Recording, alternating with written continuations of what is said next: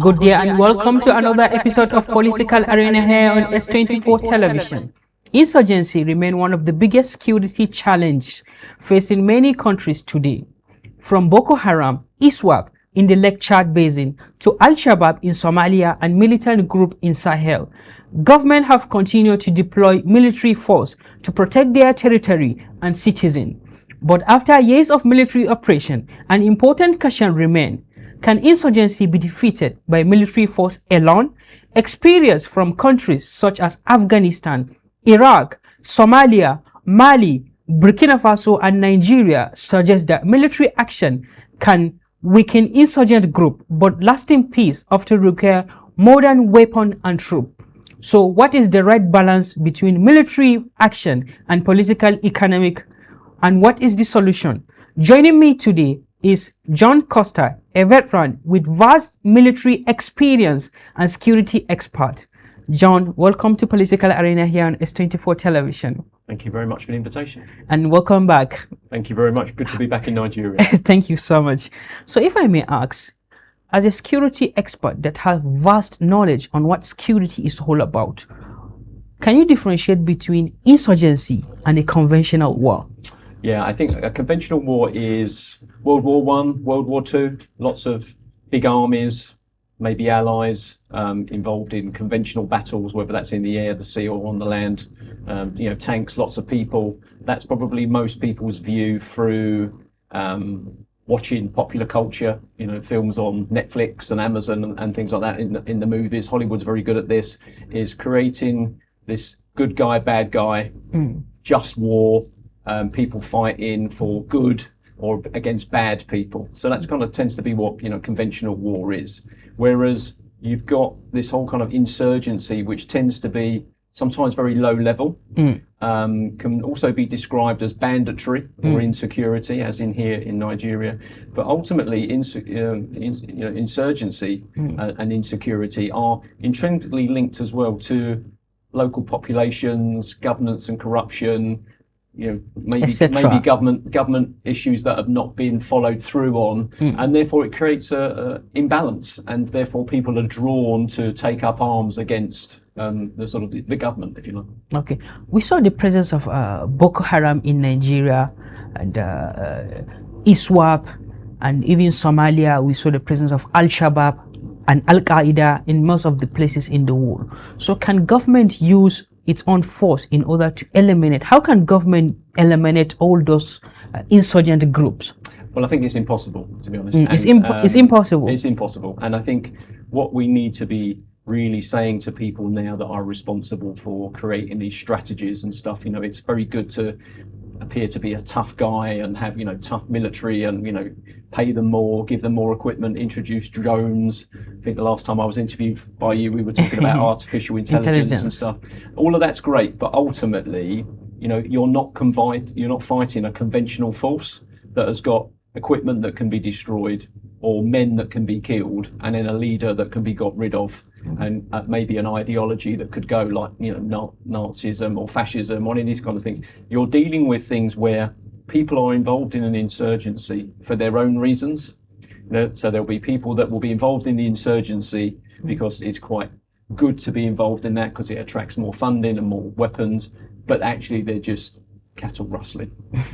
Or they might be stealing equipment, or they might be part of the insurgency because it looks good on their social media, whereas in fact all they're interested in is low-level kidnapping of local people as a way of funding what they do. So I think what a conventional approach takes that is missed by most people, particularly members of the public that are looking at play out on social media or on the mainstream news, where we're talking about how many have been killed and equipment captured and people from overseas that have been captured and stuff as part of that, is we lose the fact that these people are doing it for their own reason, not necessarily for one overarching ideology. Al-Qaeda is maybe quite different because it's an ideology that's based on an extremism view, whereas a lot of the insurgencies that you might get and see around the world, particularly if we talk about the Sahel, up where I was last November in Katsina, up on the border there, with that porous border. Well, if it's a porous border that goods can get in and out of, and that includes weapons coming down from Syria and Iraq and Libya, suddenly you know, not having anything from the government, jobs, security, you know, suddenly you're drawn into that. Particularly young men are drawn into that, and this is the situation that we're finding where when we went up to Katsina, you know, the state governor and other people were saying to us that, you know, you've got these young men that are involved in the insurgency, but they go home and their families are not necessarily supporting them, but they're part of it because they're providing protection or that kind of stuff. So, you know, a community solution is important, but at the moment in the insurgency, the community is involved. Okay, so what is the biggest mistake government done when fighting insurgency in a country? Approaching it from the point of view that a conventional force is able to defeat an insurgency. It can slow it down, it can strangle it, it can have militarily successes when it comes to facing them. They might get attacked and they're able to fight through and kill the insurgents, so the convoy isn't destroyed from the government forces.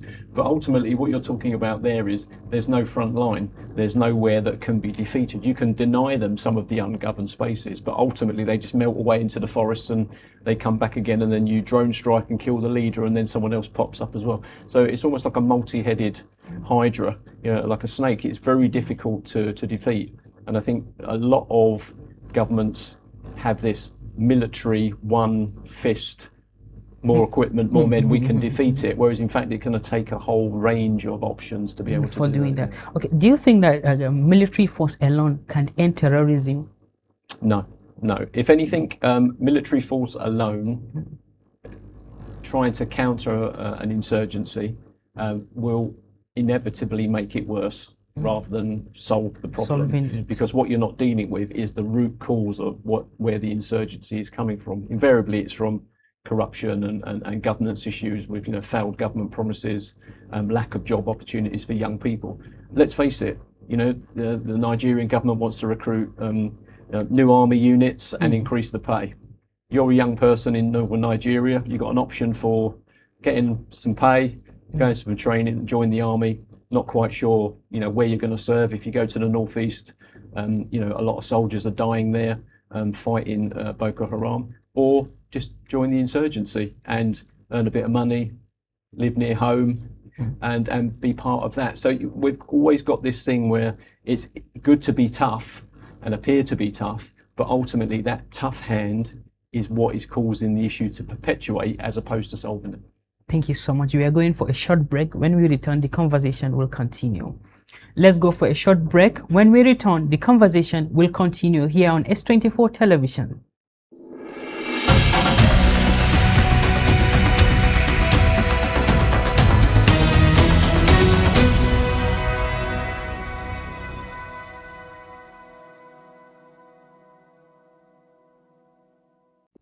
Welcome back from that break. Remember, you are still watching Political Arena here on S24 television, and with me is my guest, John Costa. Mr. John, looking at countries like Mali, Somalia, and looking at some terrorist group like Al-Shabaab, Al-Qaeda, ISIS, ISWAP, etc. What lessons do you think Nigerian government will learn in the fight against corruption, in the fight against insurgency? The lessons I'd like to think they were going to learn are the fact that there's many good examples of how it can be done effectively, and strategies can be designed and forces used, a whole range of, from military forces through to paramilitary forces due to local police and also community groups, to not so much defeat an ideology or an insurgency, but to deny it fuel, if you like, because ultimately it needs a fuel to keep it going and recruiting people, and then it also needs fuel as in money and support from the local community to be able to establish itself in an area. And I think if we were able to encourage them to look at lessons where it's been done well, there are good examples of it happening all over the world, fighting against an insurgency, then what it would allow you to do is start to deny some of those areas, maybe where there's population, where there's, herdsmen, where there's things that can be stolen, people that can be kidnapped. And we start to push those people back to the ungoverned spaces. Now, of course, with an ungoverned space, it means maybe that, you don't want to go in there because it's quite dangerous for you. But then suddenly that's where artificial intelligence and drone technology comes in, because you're able to then use that technology to keep people safe, to be able to see what's going on in that ungoverned space and hopefully do something about it. Now, I'm not advocating for driving people into ungoverned spaces and kind of and taking them out, but I think ultimately what you've got to do is only when you do that and then you cut off the lifeblood, the cash cow for these people, that ultimately will they then come to the table and start taking opportunities to become an ex-terrorist or an ex-insurgent and start to join programs. But if you're creating programs for people to not be terrorists anymore, surely you could create those programs in the first place to stop them from becoming terrorists. Don't set those programs up once people have been recruited. Set them up and start creating meaningful employment for people so that they're able to look after their families, and that is not even an option then. Young men are drawn to violence and conflict and have been for millennia. So I think we need a kind of strategy that takes a holistic approach to bringing everybody on board, from school teachers right through to everyone, through to religious leaders as well, of all faiths. Okay, this boils down to my next question. Like some of the security challenges, especially across the globe, are local. So what do you think community will play in addressing the problem of insurgency? Do you think the community have a role to play? All conflict across the globe is local. It can be hijacked and made geopolitical. I mean, Africa spent many decades at the end of the 20th century being the pawn between America and Russia, and with Cubans involved and stuff like that, and a large private military and mercenary forces involved in fighting Africa's conflicts between parties looking post-independence. So I think what you find is that it's easy to look at, say, the Russian-Ukraine war and think that, because Russia's so big and has always been involved in geopolitics with America, ultimately that's Russia on its doorstep saying that's mine, I want it back, and we want this land because you're persecuting these people. Well, then that's the Balkans, that's Argentina wanting the Falklands back, Las Malvinas. It's an island that's on their continental shelf of South America. It's never been Argentinian. I think it was French, and we took it off the British, and put some very hardy Scottish Highland dwellers there. That's the reason why they could survive. And so if you know your history and you look back through conflicts of the past, you can find that a lot of the conflicts that are going on now that appear quite large and quite brutal and will be killing a lot of innocent civilians, as always happens in these things. Soldiers and combatants died, but it's the impact on civilian infrastructure. It invariably goes back to some kind of pre-colonial, colonial and post-colonial independence movement, whether that's Italians, French, Belgium, whatever. And unfortunately, Africa as a continent seems to be blighted by the opportunity that independence gave, with a lot of infighting led to a lot of corruption and poor governance, which has led to successive governments across many countries, to the point where some countries' military leaders have stood up and suddenly we've gone from fighting terrorism, Islamic terrorism and insurgency in the Sahel, to kicking out the French, the British pulling out of Mali, the Americans being pushed out, to countries then using their military forces to set up what we would class in the West or in Western media as coups, having a coup and putting in a military leader. Coup, But you can't really argue with the leader of those countries, any of the leaders of those countries, when you look at why they're doing it, because suddenly it's an opportunity for them to fight it. And of course then when all the stories come out about their own corruption and money laundering, or giving mineral rights away, or drug trafficking or human trafficking, whether they're true or not, again, this is where we're back to the veracity of being able to prove this stuff. This goes down to my next question, sorry to cut you. And how important is cooperation among the conflict affected countries?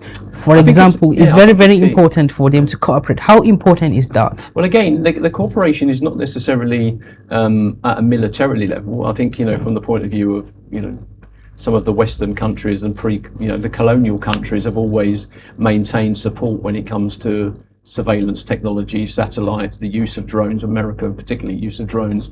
So there's always been that kind of collaboration and cooperation there. But I think it's certainly more reaching out to other governments, and again, this might go on through back channels where people are sharing stories of what's been effective and what's worked. Ultimately, one community, one tribal infrastructure, and one sort of, pre-colonial setup, it was pretty similar across the world. Some that have done very well and some that weren't so great, and colonial times may or may not have benefited that. But you're at the situation where a lot of insurgency and these insecurities are based on local issues that have been there historically for a long time. So if you were to study that and understand that and genuinely bring people to the table from the point of view of, you did this in the past, I did this in the past, let's think about the people that are dying now. Let's think about young men not having to go off and get killed by our army because they're joining insurgency. Let's start thinking about the impact on families. Let's start thinking about agriculture, maybe less independence on Western aid, because suddenly we're using our resources for our own people. And I think that there's a genuine reason why we should be sorting these things out. And I think part of that is not just the community, it's actually bringing the media on board as well, because the media can play a role in perpetuating a conflict, because owning the bullets and the bandages is good business. So actually sometimes having no insecurity actually stops people from making a lot of money. Now, whether that's from a military point of view, as in them getting bigger and getting more drones, down to paramilitary police forces and that security infrastructure. So I think it's a tough one to deal with, but you can do it if you come from the point of view of, you recognise what the problem is, what's fueling it, and then maybe looking to strangle off the supply of that fuel to one side, but the other side, it's then not about using that to their advantage. It's about turning around and saying, well, if we're going to set up a structure that allows terrorists to leave that and rejoin society, why are we not setting these things up now before people join? Okay, Mr. John, we are going for a short break. When we return, the conversation will continue. Remember, you are watching Political Arena here on S24 television. Let's go for a short break. When we return, the conversation will continue.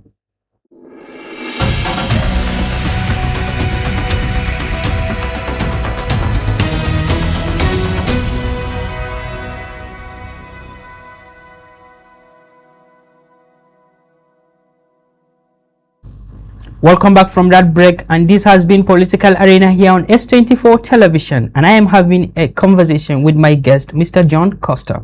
Mr. John, we have seen how the problem of insurgency like Boko Haram here in Nigeria started, and the way young people are trooping into that ideology is massive. So what other ways can you suggest for government in order to prevent young people from being brainwashed by getting into such problem of insurgency? Okay, so I'll use an analogy from my own country in the UK. When I was younger, I'm 60 years old. When I was younger, when you were 10, 15, 20, there were lots of groups you could join. You could join the Scouts, you could go army cadets, you could go sailing, you could do all these different things. There was arts, there was theatre, there was football clubs, there was five-a-side football tournament. So there was lots of things going on. So when the police turned up to a situation of rabble rousing, people being they were the people that were troublemakers, not people like me, because I was off doing something else. You're not ideal.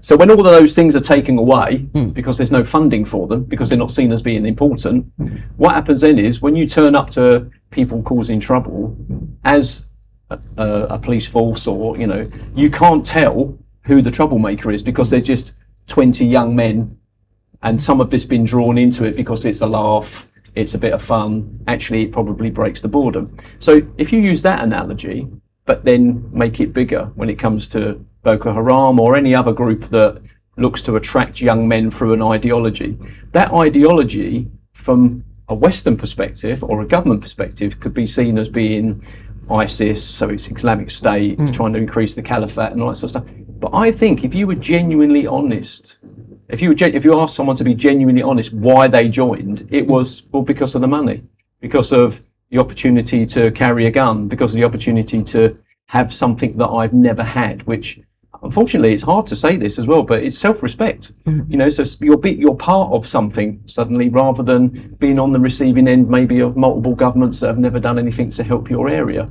So if a government is going to come in and turn around and say, if you lay down your firearm, we'll reintegrate you in society. Surely, by putting in a system that gives people a position in society where they can actually earn well, have money to be married, own their own cattle, and a get decent educated. living condition. In the beginning, they won't have to be attracted to anything that's negative. Then the people that are attracted to negative things, which are people that are your natural troublemakers or rabble rousers, or people that are radically ideologized to be able to join these kind of movements, then you're fighting a group of people that genuinely want to be there, rather than people that are just running with the crowd because there's nothing else. Now, you imagine, like I said, at the moment, recruiting lots of young men into the Nigerian army.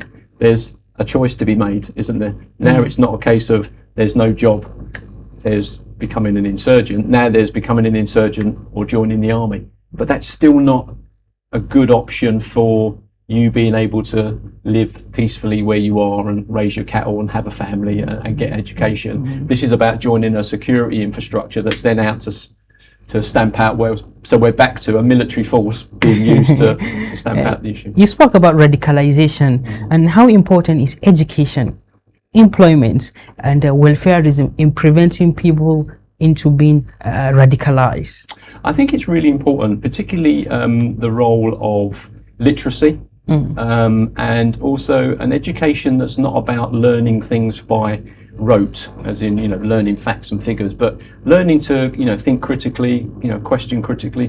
What's the impact on my family of me believing what this person's saying over there? Of course, the dangerous thing is if you start educating people to be able to understand that, you're also educating people maybe to not vote for the incumbent who's in politics now. So you've got this whole thing about people saying that they want the insurgency to be crushed and to using the media to say these things, but at the same time it will maybe empower people to not vote for them the next time. So it takes a strong leader, it takes a strong political will to be able to put in place an infrastructure that is there to educate people, empower people, strengthen communities, deny extremists access to those people, because what it does is it also makes a literate thinking electorate that can actually vote out the existing party. Okay, before we call it a day, Mr. John, in one of your recent visit to Katsina, you went to Basari, one of the places that is currently battling with the problem of insurgency. In your own opinion, as someone that has first-hand and eyewitness information, do you think traditional rulers and religious leaders have a role to play in combating radicalization and extreme ideologies? What a fantastic question. It was interesting because when we went up to Katsina, literally in the day or so before I arrived, President Trump had threatened to bomb Nigeria. And so by going up to Katsina, really, we were doing something that not many other people were doing. And people came out to speak to myself and the CEO, Miss Halima Abubakar of S24, and our camera colleagues, not because they were angry about what President Trump had said, they were all aware of that, but they were just asking why I was there. Looking at my face, we weren't expecting to see you.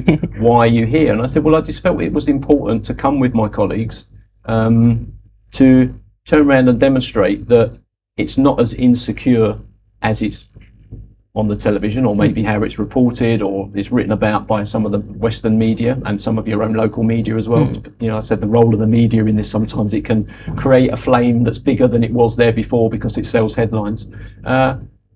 Just to say what it was. Now, there was insecurity, and I remember speaking to one imam who had been kidnapped several times, and also the Friday before, when we were there the following week, the Friday before, someone who he knew was an unrepentant kidnapper who'd taken him and members of his family, was sitting there expecting for him to be part of the service and the imam to treat him like everybody else. He saw him. Yeah, he was sitting. He said he was sitting there in front of him, and it's on the interview that I did with him. And I think it's absolutely critical that when we talk about community from a Western perspective, we're talking about everybody that's part of that community.